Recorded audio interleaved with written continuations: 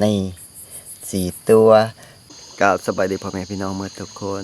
มายามองพี่น้องแต่เศร้ามันนี่น้ำบก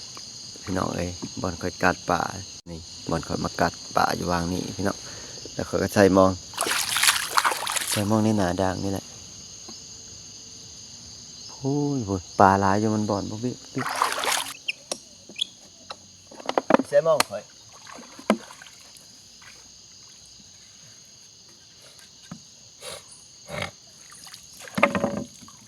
นี่ฮู้ยินเลยเด้อพี่น้องเอ้ย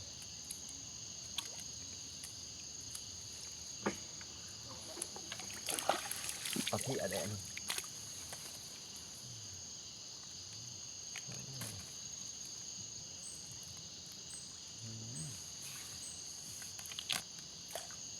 ลุกไปซะแล้วนะนี่งับโอ้ยเกือบไป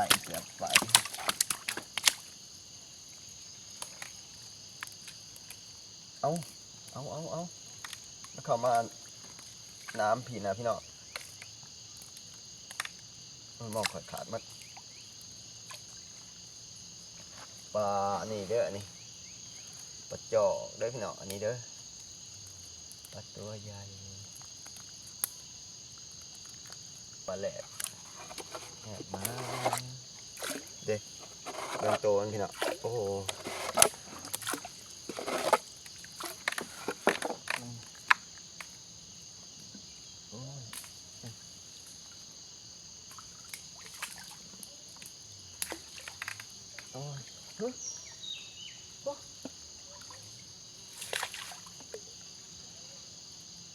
ปลาอะไรเนี่ยปลาตองพี่น้องเอ้ย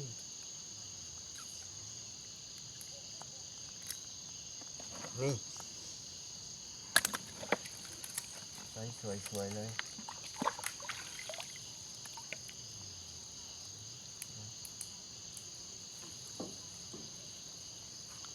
น้ำเริ่มบกแล้วพี่น้องเอ้ยก็ถือลายเนี่ย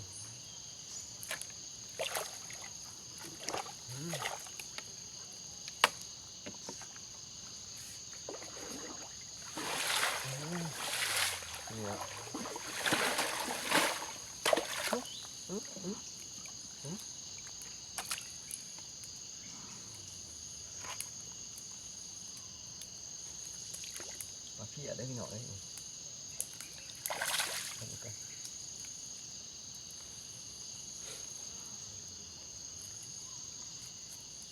มาถึงประตูแล้ว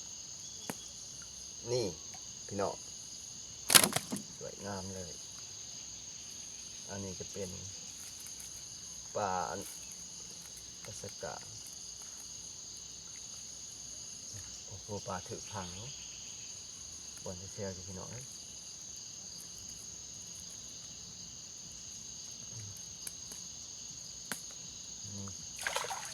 ปัสกา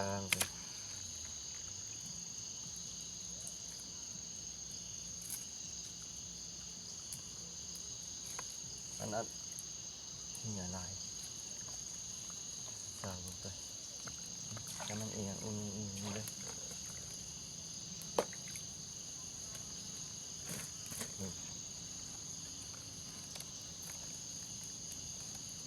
โอ้ยปวดจะไหนเนาะพี่น้องเอ้ย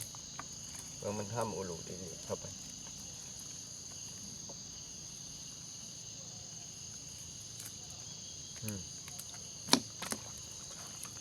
ตัวเลย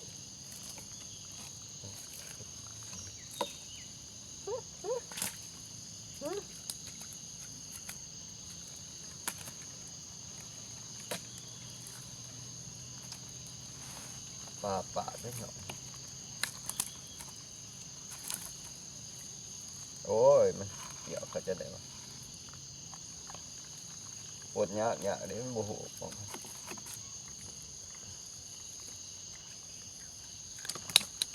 นี่สวยงามเลย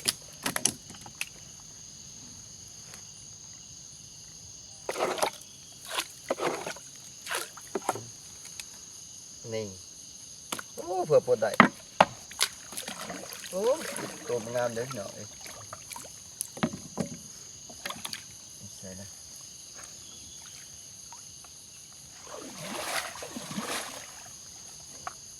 โอ้ยมันไล่เข้าไปโอ้พี่น้องปลาอะไรเนี่ย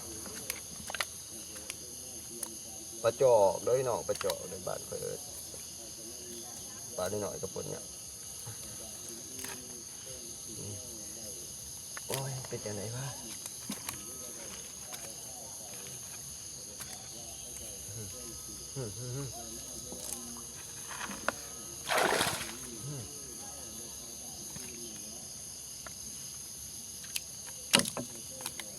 ปลาสกา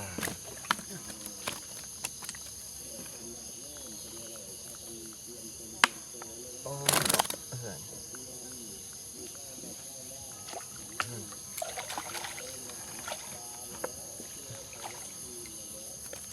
ปลาเพี้ยนี่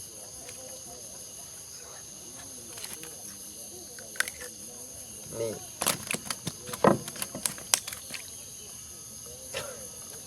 เขาเอากันขนาดนั้น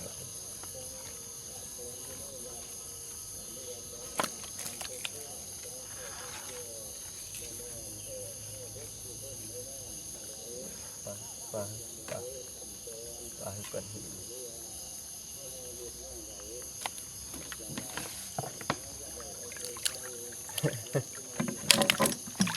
เบิ้งขนาดโอ้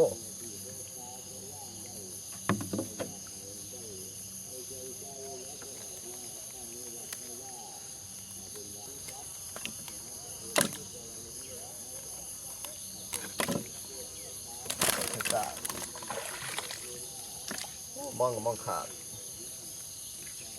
อันนี้ทางลมนี่ปลาเพี้ยโว้พี่น้อง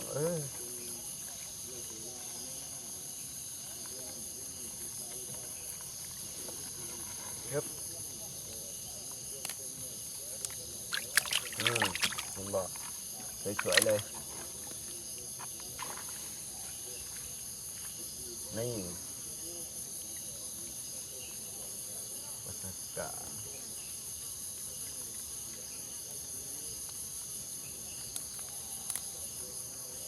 ตัวหน่อยตัวหน่อย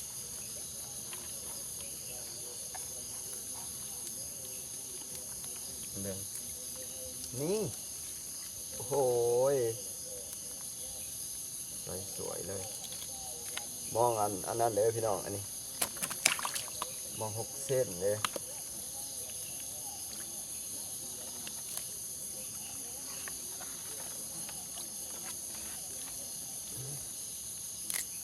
โอ้ยขาดมันมองข่อยนี่นะ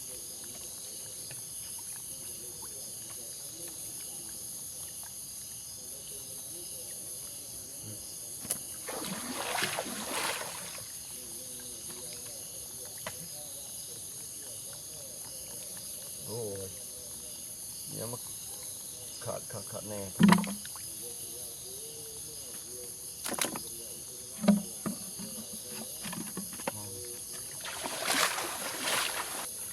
เจอแล้ว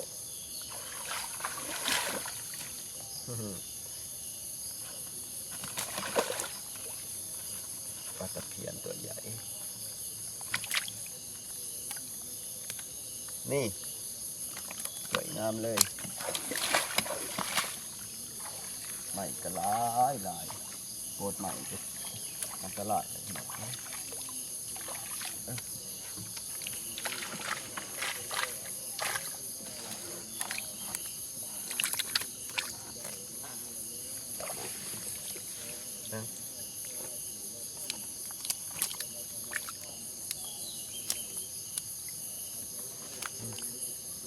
ปรากฏอันนี้ฮะ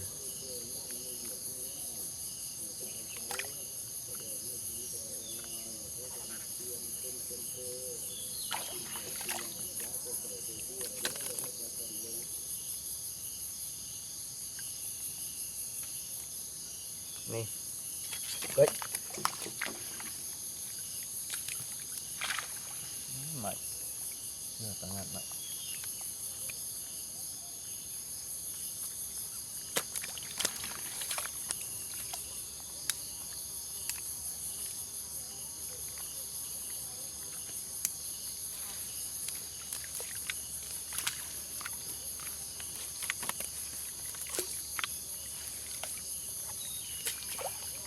น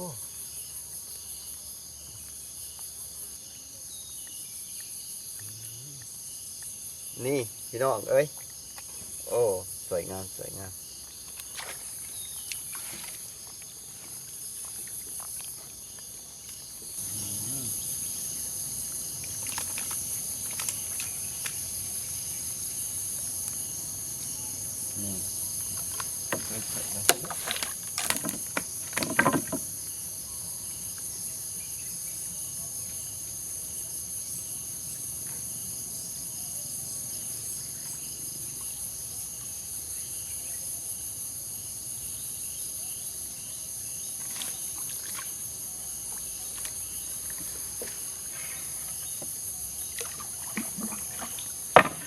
นี่นี่เป็นมองหน่อยอันมอง4 เส้นพี่น้องโอ้ยคนน่ะป่าก็ได้ผู้ว่าพิษบ่ได้ยามเข้าไปอัน6พยายามไปทำนะ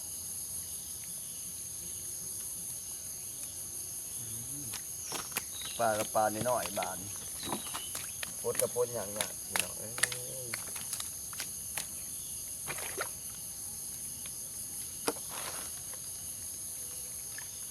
ยังไงเราป่านเมื่อกี้นี่เห็นปลาย้อนโอ้มันไหลลงที่มอง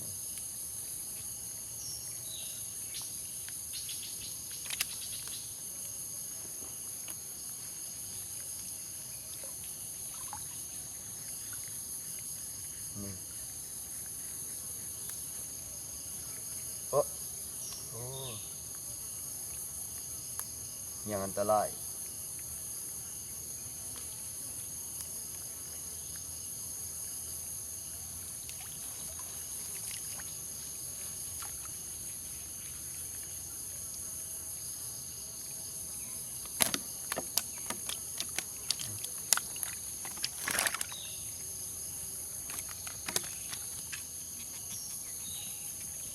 โอ้ปลาย้อนอันนี้แหละเขาว่าปลาย้อนอันนี้ปลาป่าเลยพี่น้องกระโบแมนปลาอีกจังวะปลาบางไม้วะมองสิ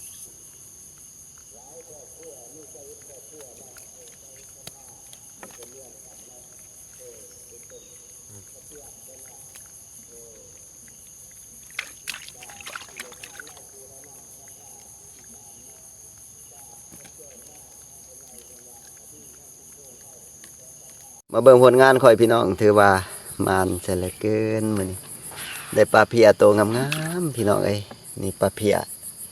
แล้วก็นี่4 ตัวทั้งหมด4 ตัวเด้อพี่น้องเก็บก่อนเก็บก่อนอันนี้ปลาปากเด้อพี่น้องปลาปากแบบนี้โตมันใหญ่ๆเด้อพี่น้องถ้าปลาไว้หลายปีกับโตมันก็ใหญ่ได้ปลานี่ก็ใหญ่คือกันปลาเพียนี่ปลาตองแบบนี้ก็ใหญ่เด้อพี่น้องระดับ3 โล 4 โลพุ่นแหละถ้ามันใหญ่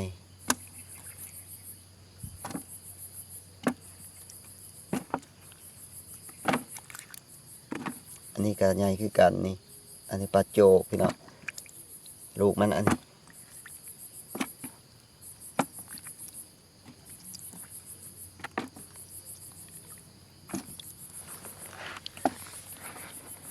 อันนี้ปลาสะกางถ้าเป็นตัวใหญ่มันก็ตัวละโลปลายพุ่นได้พี่น้องเอ้ยปลาเวียนไผ่นี่บ่ใหญ่ดอกตัวบ่ฮอดโลพุ่นหลายเติบได้พี่น้องพุ่นนะปลาจะได้หลายโลเติบอยู่เอาไปขายเลยพี่น้องกินมันก็กินบ่หมดคอยหาแต่ละมื้อก็พอได้ใช้นี่แหละพี่น้องหาปูหาปลาเหลือกินก็ขายเนาะพี่น้องชีวิตบ้านนอกบ้านนาเฮาพี่น้องเอ้ยไป